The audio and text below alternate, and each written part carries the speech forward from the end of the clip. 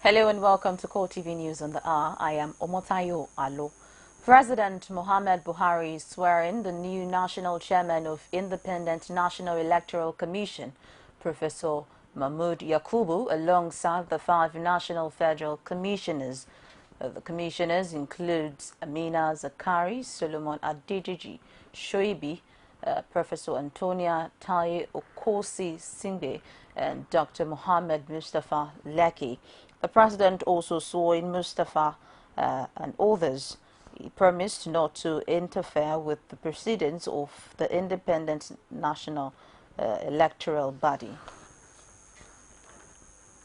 The Code of Conduct Bureau has arraigned former Minister of Niger Delta Affairs, Godsday Orubebe, on a 4-count charge of alleged false asset declaration and acceptance of about 70 million naira bribe.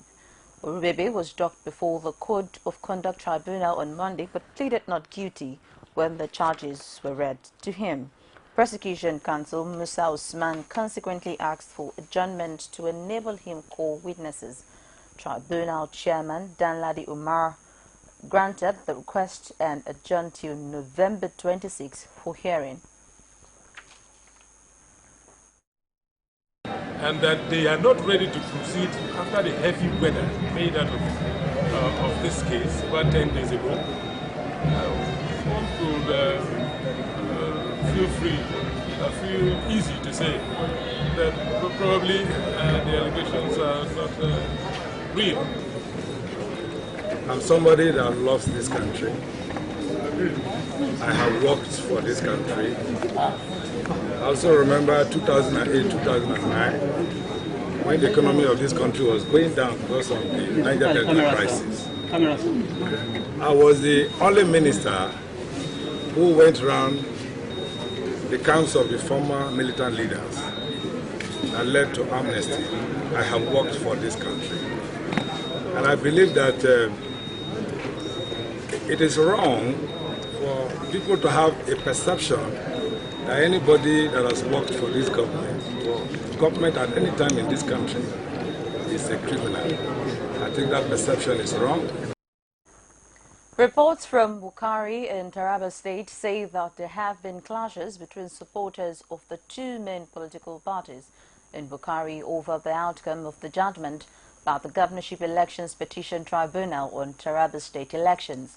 The clashes, according to the State Police Commissioner Shaba Al-Khali, have claimed 11 lives, but several others also injured.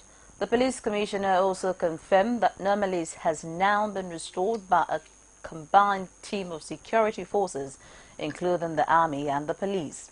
The state government has not issued any official statement, but the Governor Darius Ishaku, in his reaction to the tribunal ruling, urged the people of the state to remain calm, peaceful, and go about their normal businesses without fear of molestation. Bukari has been a theater of ethno-religious crises between the Junkans and the Fulanis on the one hand, as well as the Thieves and the Junkans on the other hand. A group Southeast Progressive Assembly, SEPA, has threatened court action against President Muhammad Buhari and the ruling All Progressives Congress over the inability of the federal government to commence the payment of the monthly 5,000 naira stipend to unemployed Nigerian youth. President Buhari and his party, the APC, during their campaigns promised to drive its change policy through certain programs, which include payment of 5,000 naira monthly stipend to unemployed Nigerian youth. The group added it is worried by the antics of APC senators who rejected a motion at the floor of the Senate seeking to compel President Buhari to fulfill his campaign promise on the payment of 5,000 naira monthly stipend to unemployed Nigerians. SEPA lamented that rather than commencing the fulfillment of some of the campaign promises 6 months after the party's victory, the group says it is shocked that President Buhari and APC resorted to exhibiting certain actions that smacks of deceit and incompetence in government.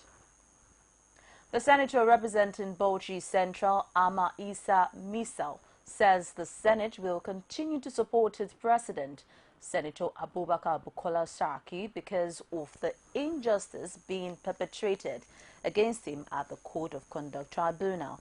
Misal added in a statement personally signed by him that though he is not a lawyer, but it is obvious that the case against Saraki on the declaration of asset has been manipulated and a script written based on the mischief and ill will has been acted in all the courts before whom the matter has been taken. The People's Democratic Party, PDP, is reportedly mobilizing its members in the House of Representatives for a possible showdown with the ruling All Progressives Congress over moves by the APC National Chairman John Odigwe to intervene in the crisis sparked by the recent constitution of the House Standing Committees. House Leader Femi Gbajabiamila and his supporters claim they and the APC were shortchanged by Speaker Yakubu Dogara in the appointment of chairman and vice chairman for the committees. Dogara, according to them, conceded too many positions to the PDP and they therefore want a redress. The matter has already reached Odigwe Oyegu, who, according to the party sources, is disposed to intervene in the matter. We're bringing more stories right after this break. Stay with us.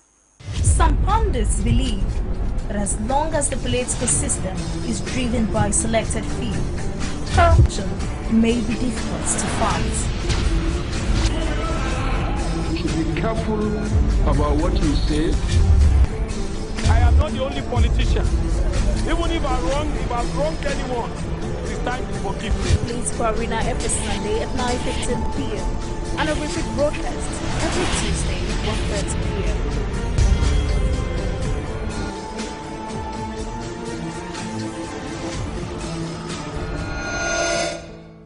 Welcome. If you're just joining us, it's CoreTV News on the hour. For more of our news and information, visit our social media platform, facebook.com/CoreTV News, our Twitter handle at CoreTV News NG. You could get more on our YouTube channel, youtube.com/CoreTV, little space and news. Lagos State Governor Akinwumi Ambode on Monday pledged the support of the state government to see to the completion of the bone marrow transplant center at the Lagos University Teaching Hospital, LUTH, which will go a long way to save the lives of those suffering from sickle cell disorder. The governor spoke when the chairman Sickle Cell Foundation Nigeria, Olu Akinyonju, a national director and chief executive officer of the foundation, Anyete Akinsete, paid him a courtesy visit at the Lagos House, Alausa Ikeja, where he was adopted as the patron of the Sickle Cell Club Lagos, Nigeria, a position only previously occupied only by former governor of Lagos State, Asiwaju Bola Ahmed Tinubu, commending the foundation for intervening and providing succor to victims of sickle cell in Nigeria. Governor Ambode expressed optimism that the establishment of the center will be a major breakthrough, saying that the state government will provide support in line with the cardinal programs of his administration to touch as many lives as possible. The new Plateau Police Commissioner Adekunle Oladunjoye called on journalists in the state requesting for their maximum cooperation in his vigorous attempt to bring in an end to the perennial communal clashes that has bedeviled the state. Plateau State correspondent has details in this report. In a storm meeting stakeholders in the state to strategize on those who can assist in the quest for lasting peace in Plateau State, the new police boss paid a courtesy call to Nigerian Union of Journalists Secretariat, seeking the cooperation of journalists while urging them to drop sensational reporting. I've been reading always and hearing much about Plateau State through your efforts. So there's no way I will come and just forget about and then I will start going on. In his response, the chairman of the Nigerian Union of Journalists, Yakubu Tadi, promised the CP maximum cooperation in the quest to bring in a lasting solution to the crisis that has bedeviled the state over the years. You start your regeneration from here in Plateau. If the Plateau Command becomes the symbol of a well-trained police, disciplined police force in Nigeria, we will be much grateful while you are here in Jos. Other journalists called on the Commissioner of Police to give more training to his men on their daily dealings with the members of the public. The National Hospital has again successfully carried out 6 open heart surgeries in children with varying heart conditions. This comes 3 months after similar operations were carried out on 6 other children. The surgical procedures, according to the hospital authorities, were done by Nigerian surgeons. Bukola Afeni has more in this report presented from our studios. 6 children with heart diseases of various complexities were operated in the course of the week. The patients had been at the cardiac intensive care unit from where they were wheeled to the theater for corrective surgeries. The previous patients are doing very well and being monitored. Hospital authorities say the success of the operation has increased the area of specialization in the hospital. This, according to them, showed that the previous ones is not a fluke. As for the children that we operated the last time in August, 4 of them don't live in Abuja. Some came from Jos, some came from other parts of Nigeria, but 2 are in Abuja here, and we are following them up in our clinic. We invited them for this program for re-evaluation, and the 2 of them came. We saw them, and we are very happy with their progress. Their parents are in Abuja here, and if you want to see them, you can link you up with them. Established National Hospital as the first place in the north where it is also taking place regularly. So, but open heart surgery are taking place in Nigeria for years now. But the number of places where they are taking place are still very few, a handful. Can count them in one of my hands. And that means there are so many people on the queue waiting to have these surgeries done. And that's why we are starting this year. And we want to ensure that it's sustainable and so that many more people can benefit. Some of the patients have been receiving treatment for more than 2 years before the surgery. The parent of one of them says his child is in stable condition. So it was organized about 2 years ago. We took him to the hospital. They said that he had this arterial septic defect and he needs surgery. We have to take him outside for surgery. So we were referred to here at National Hospital for further investigation. When he was screened and had a very successful heart surgery. They should come and benefit from this program. They should come, they should bring their children for screening, and they might get lucky to get assisted as he has. Basking in the euphoria of the latest feat, the National Hospital says it will not relent in its effort to make healthcare easy and accessible for Nigerians. Teenage pregnancy is a global problem which affects not only the future of the young woman, but her health and education. The United Nations Population Fund, UNFPA, says pregnancy amongst girls less than 18 years of age have irreparable consequences, and research shows that babies born of teens may have weaker intellectual development, lower skill, medical and behavioral issues. Our correspondent Netu Elabari has details in this report.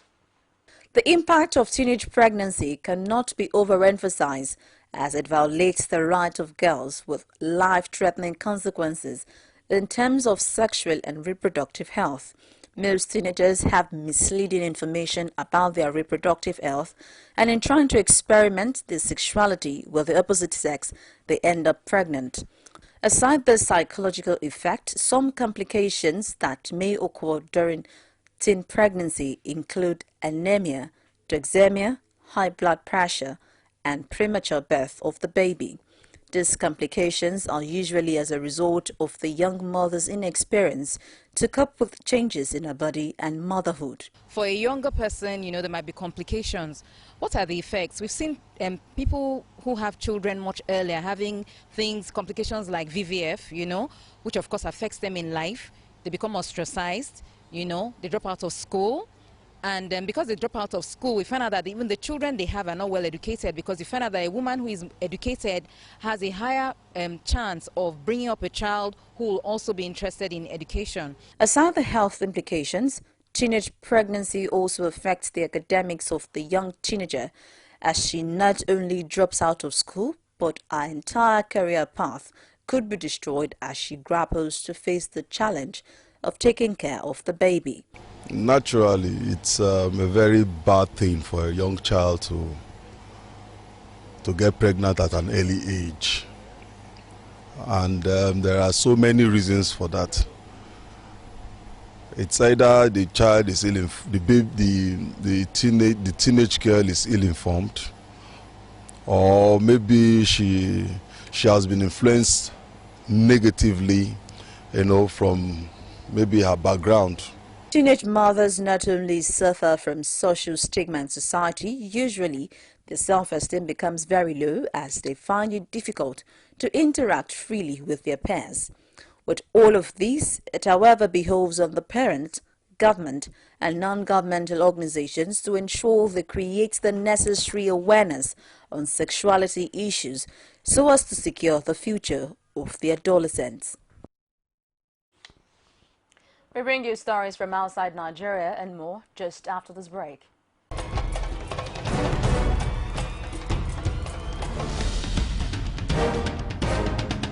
This is what the people are saying.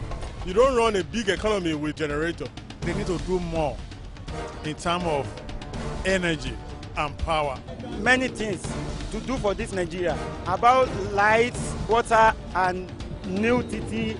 For Nigerians that are not gullible, we know that good laws have done nothing good for this country. Buhari won the election convincingly.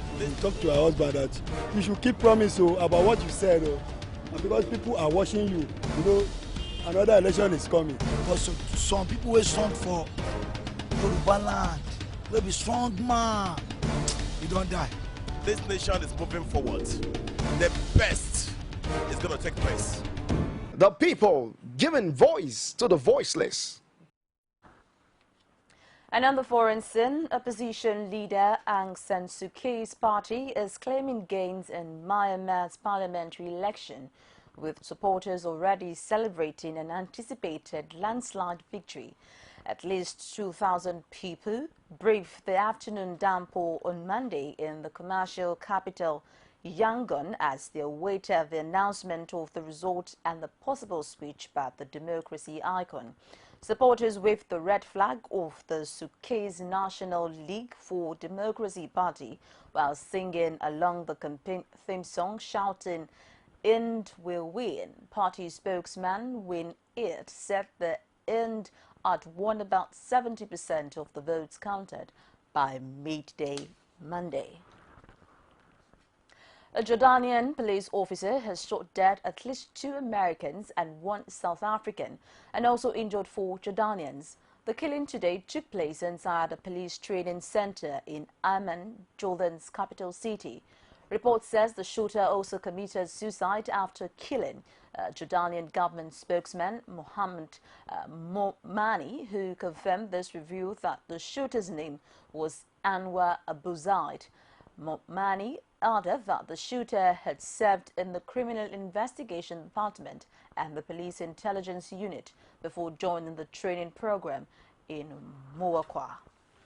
And to the world of sport, Nigeria's Golden Eaglet have retained the Under-17 World Cup by defeating the Young Eagles of Mali 2-0 in the final played in the Chilean capital of Santiago. The Eaglets recovered from missing a 4-minute penalty to opening the scoring through striker Victor Osimhen early in the second half for his 10th goal of the tournament before Funsho Gbamiboye added another 2 minutes later. Meanwhile, Lagos State Governor Akinwumi Ambode on Monday congratulated the Golden Eaglet for their feat at the just concluded Under-17 World Cup tournament held in Chile. The Eaglets in the early hours of Monday defeated the Malian side 2-0 in a pulsating final to emerge winners of the trophy for a record 5th time. The governor, in a statement signed by his Chief Press Secretary Abib Arina, said the resilience of the eaglets to go all the way to defend their title, which they won in the UAE 2 years ago, was typical of the Nigerian spirit in the face of any daunting challenge. And it's a wrap on CoreTV News at this hour. Thank you so very much for joining us. My name is Omotayo Alo.